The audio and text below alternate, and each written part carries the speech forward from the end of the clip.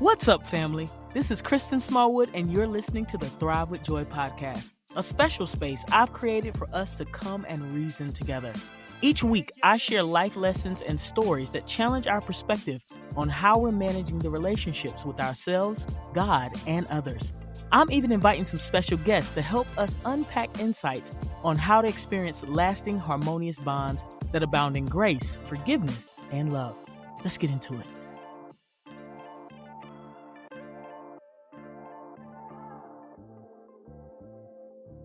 What's up, family? Thank you for meeting me back in the room for another episode. So probably in the late 90s, early 2000s, I was really into reality shows. I think I got introduced to reality shows through MTV. Shows like Real World and Road Rules, for whatever reason, were just fascinating to me because I was always interested in seeing how much of their lives people were willing to expose on national television. Then, as the market for that genre of television began to expand and other networks started to pick up more and more shows, I, like many other people, found myself engrossed in the Real Housewives franchise. There are like 10 or 11 different series of this show that cover the lives of women who are married to professional athletes, celebrities, entrepreneurs, and men who are leaders in their industry in cities and counties across the country. So the series that first grabbed my attention was The Real Housewives of Atlanta. Now, I had no previous knowledge of any of the women on this show, but a couple of the husbands I had heard of before, so I was curious to learn more about the women they were married to. There was this one episode from season 2 of The Real Housewives of Atlanta that I will never forget. I believe it was episode 12. As a matter of fact, some people have been quoted in saying that that episode was iconic and legendary because of this one particular scene involving one of the housewives and their party planner. Now, I wouldn't go as far as saying it was iconic or legendary, but it was definitely memorable. So here's what happened. Sheree Whitfield, who is one of the main cast members, was planning an independence party to celebrate the end of her 7-year marriage. Now, I'm not going to go into a bunch of details about who Sheree Whitfield is. In her own words, Google her, and you'll find out everything you need to know. And I don't really remember much about what the show revealed about the relationship between her and her husband, but clearly it was a tumultuous one for her to want to celebrate its end in this fashion. Being the wife of a former football player and entrepreneur, she had become accustomed to a certain lifestyle with certain privileges like all the other women in that show. So throwing a lavish party to celebrate her divorce was completely in line with what you would expect from these ladies. So Sheree hires this local party planner to organize the party of the century. To make a long story short, as she gets closer to this grand event, she realizes that the party planning isn't going quite the way she had hoped, and she decides to have a meeting with the party planner to discuss her concerns. So she goes to his office to voice her grievances. Now, what starts off as a calm, friendly, professional conversation quickly escalates into a war of words. They are going over the logistics, and he's telling her about all the things he has planned, and she lets him know that she has been completely dissatisfied with his communication thus far. She feels like he has not properly engaged her when finalizing the plans of this party. Like, how are you going to plan a party for me and not get my input on the details? This is the energy she was serving him, letting him know that his approach to this assignment was off. But at this point, they're still being very civil with each other. And he's like, hold on. I've tried to engage you, but you've been non-responsive. You've not been showing up when we invite you to come and look at the props. You haven't returned messages. We've tried to engage you, but you've apparently been too busy to respond. Now, it's clear that she has no intention of accepting any of that responsibility and lets him know that she is not the problem, and he is. He has overpromised and underdelivered, and his business practices leave much to be desired. And in order for them to work together successfully, he is going to need to make the necessary adjustments to meet her expectations. So here is where the shift starts to happen, right? Because as he stated, this man believes himself to be a top level executive in the event planning industry. And he was not about to let this divorced housewife come into his office and treat him like her underling.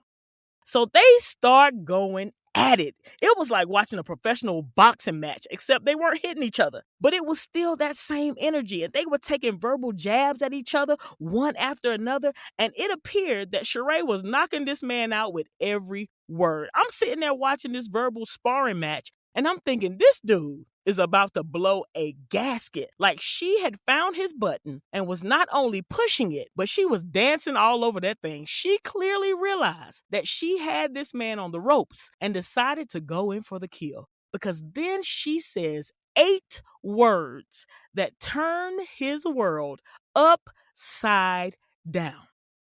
The first 3 words she said to this man was, "Where is Keisha?"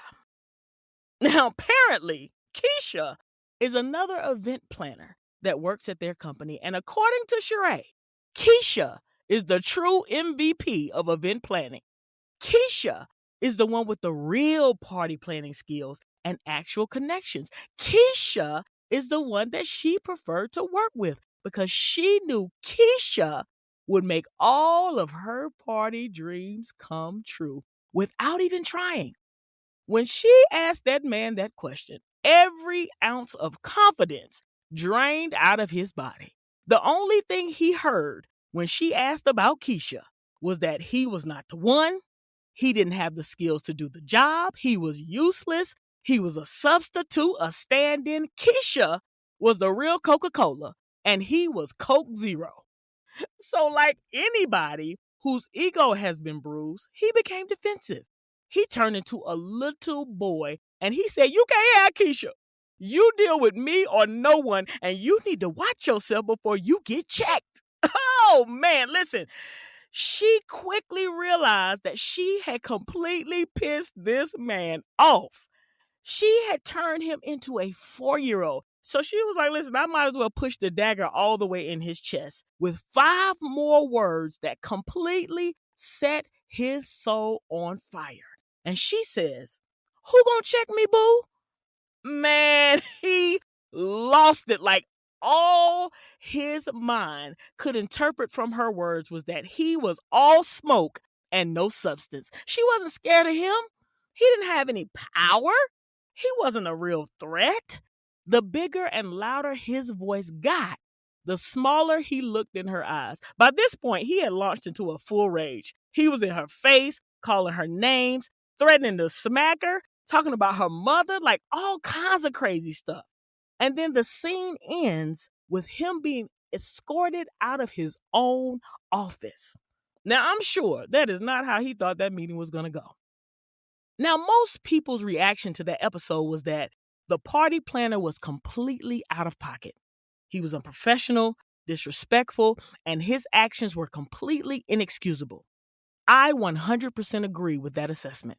However, even though I agree that his actions were ridiculous, I can also understand and empathize with how he may have felt. I kept trying to figure out why he was so triggered. Like, what was it about those 8 words that could have possibly sent him over the edge? Now, I had reconciled in my mind that the first 3 words, "Where is Keisha?" was such a huge trigger for him because it made him feel unappreciated, incompetent, and undervalued. Here he was trying to pull together plans to secure a helicopter for this woman to arrive at the party in and book a poet that could pull together a sonnet to verbalize the sentiments of her newly liberated heart, to tell the world that she was single and ready to mingle again. And she had the nerve to ask him about Keisha? I get why he was mad. I get it. But I could not make sense of why the last 5 words, "Who gon' check me, boo?" had turned this top-level executive into a screaming lunatic. Then I had an experience at work that caused that episode that aired over 15 years ago to come rushing back to the forefront of my mind. So the company I was working for was going through a restructuring, and I was asked to join a project that had already been underway for months. The project lead was going to be transitioning to another role, and they needed someone who could step in temporarily to keep the project going until they identified which department would own the project going forward and assign a new lead. I accepted the assignment. This wasn't the first time that I'd had to jump in the middle of a project, so I was preparing myself for some challenges, right? I was going to have to put some real energy into understanding the current state of the project so I could figure out what we needed to do next. But I was confident that I could figure it out. So there was this one senior leader who had been serving as an advisor on the project, and they had a reputation for gaslighting people, making them second guess themselves and lose confidence in their abilities, trying to make people believe that the bad experiences that they were having at the hand of this leader was all in their imagination. But the truth is, they love trying to make people feel inferior to them, especially people who they felt were not at the same level as them. It was apparent that this person's goal in life was to make people believe that they were the smartest, most competent person in the room. So anytime anyone even remotely appeared to have some knowledge or some skill that this leader didn't have, they would find a way to try and discredit the person or redirect the attention back on themselves. So throughout this project, they kept taking little subtle jabs at me, trying to make me feel like I was not equipped to lead the project, giving me backhanded compliments like, "Oh, you did a great job presenting that information today. I'll be sure to share any clarifying questions that get sent to me so you can make the corrections in the next meeting." So immediately I would get in my head and be like, wait, why would there be clarifying questions? Was I not clear? Did I say something that was confusing? Did I give the wrong information? Why would people reach out to them and not me? Do they have an issue with me? Do they think I'm incompetent? I was just spinning because this person made me believe I had done something wrong, when the truth was I had done exactly what I was supposed to do. And that's what made them nervous. I was catching on way too quick. I was having too much of an impact in too short of a time. The more work I got done and the more questions I asked, the more it uncovered the real problems that were occurring in that project. And most of those problems pointed back to that leader, that smart, competent leader. So one day, I'm hosting a meeting that this leader was included in, and most of the people on this call are people I had never worked with before. So I was extra intentional about making sure that I provided them information in advance of the meeting so they could prepare. Then when we met, I was sure to introduce myself, remind them again of what the purpose of the meeting was and what it was that we were trying to accomplish during our time together. Everybody was good. Nobody had questions. So we move right into the conversation and start talking through the agenda items. Here comes the senior leader, out of nowhere. First of all, they were late for the meeting. Then they interrupt the conversation to say, "Does everyone know why we're here? Does everyone know what we're trying to get accomplished?" So I'm like, yes, we've already covered that before you logged on, but thank you for confirming, right? I'm trying to be polite, trying to be accommodating. And then they were like, well, let me just review it again because people reached out to me and they were confused about what this meeting was about. And the information that they were given is not in line with what we're trying to do. So they proceed to convey to the attendees what they believe the purpose and the objective of the meeting was. Now I'm sitting there in complete shock and awe because this leader has thrown me under the bus and rolled over me twice only to repeat the same comments that I had already shared with the group. Why would they do that? Was their need to invalidate me that strong that they had to derail this meeting? So by the time we finally ended the meeting, I was hot. I was boiling because all I could hear while they were talking was, "Where is Keisha?" I was like, wait, did they charade me? Like my confidence was completely shot. I was so offended by what had just happened. I had to call a couple coworkers just to vent and get it off of me. So I'm talking to another colleague who has had similar experiences with this person, and they were like, they do that to everybody. That's who they are. And the crazy thing is they keep getting promoted. They keep getting more money. They keep getting more responsibility. They keep getting more power. So what can you say to them that's going to make them change? In other words, who gonna check them, boo? Who's going to hold them accountable when their toxic behavior keeps being rewarded? Then I finally understood what that party planner felt. Powerless. Having to accept the idea that there are certain people who believe that they can do and say whatever they want because their money, status, or position empower them to do so.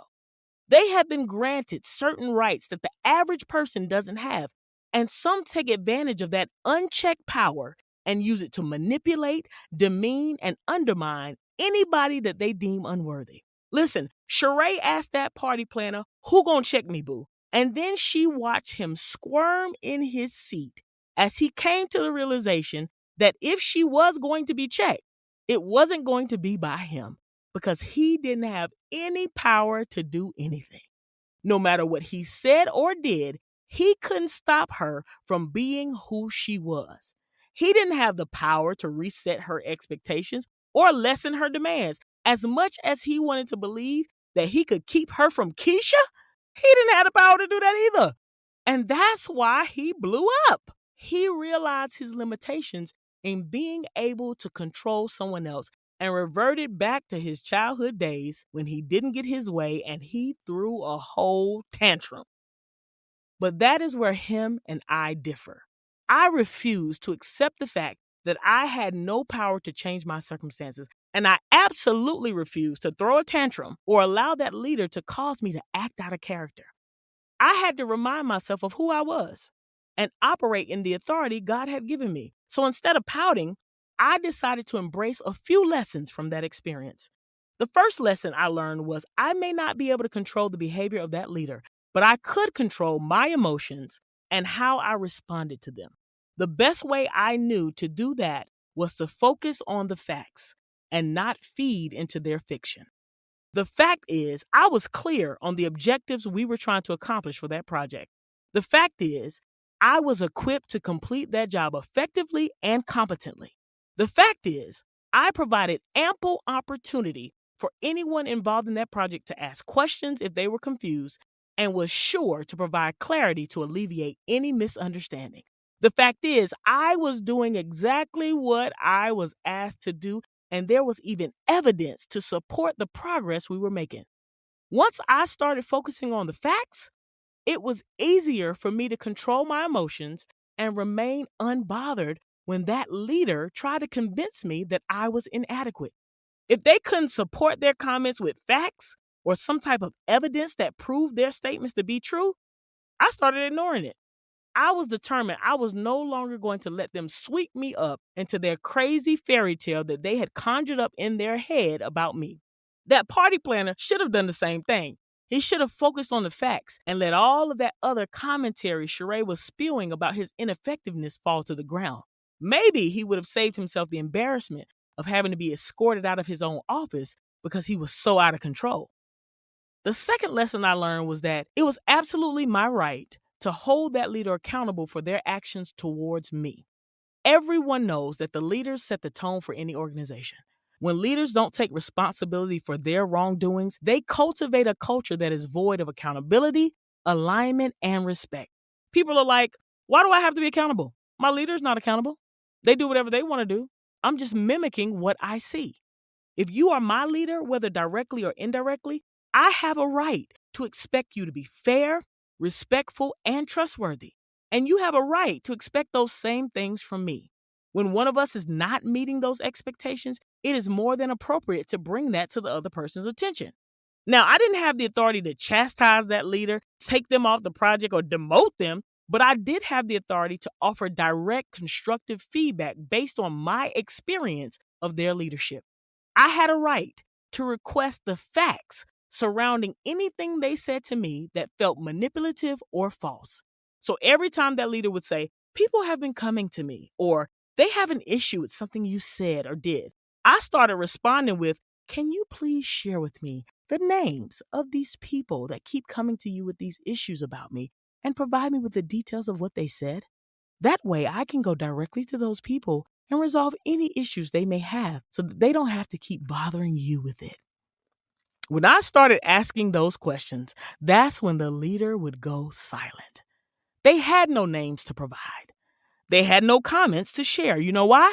Because there were no people who were coming to them. They were using the idea of other people to manipulate me and make me lose confidence in my abilities. When I did finally get an opportunity to have a private conversation with that leader, I shared with them how their comments in that meeting not only confused me, but caught me completely off guard. And what would have been more helpful for all parties involved was if they had have informed me of the concerns prior to that meeting so we could have addressed it right at the beginning. I was respectful and professional, but they needed to know how their actions impacted me. Now, the leader offered a half-genuine apology and tried to convince me that I had misinterpreted what they said and what they were trying to do. No accountability was taken, but at least I had shared with them how their actions had impacted me and how I would have preferred the situation be handled. Sometimes you have to teach people how to treat you, or they will keep walking all over you. Now, it was now on them to make the necessary adjustments. I had done all I could do to try to influence them to change, which leads me to the last lesson I learned from this experience. I had to accept the fact that that person's issue with me really had nothing to do with me. I obviously represented something that scared them or triggered their insecurities, and the only way they knew to deal with that was to take it out on me. Maybe they had a point to prove to themselves. Maybe they needed constant validation to help them feel worthy of the position they were operating in because maybe they knew they hadn't really earned that position. So maybe making other people feel small helped them feed that need. I don't know what it was. Maybe I was too bold. Maybe I appeared more intelligent than they thought I should be. Or maybe they really thought I was horrible at my job and they wanted me off that project. They didn't care that the assignment was temporary. They just wanted me gone. I will never know why they targeted me, but I do know that whatever the issue was, it was theirs to resolve. Unfortunately, that leader is still at that company, terrorizing people, I assume. I no longer work with them, but I pray their encounter with me helped them gain some self-awareness so the next time our paths cross, we will have a better interaction. I know I have adjusted my expectations, so regardless of what state they are in, I'm prepared to remain unbothered. I've long stopped watching Real Housewives of Atlanta or most reality shows for that matter. Nowadays, I prefer to get my drama from a well-written script delivered by professional actors. I'm not sure what became of that party planner. Hopefully he's somewhere job shadowing Keisha. Sheree absolutely capitalized on that episode and was able to spin that moment into a business opportunity by gaining notoriety and producing merchandise that captured the 5-word catchphrase. I respect and celebrate the fact that she stood up for herself in the midst of that crazy altercation. I also want to be cautious of encouraging anyone, especially people with power, money, and prestige, to think that they are exempt from having common courtesy, respect, and consideration for others.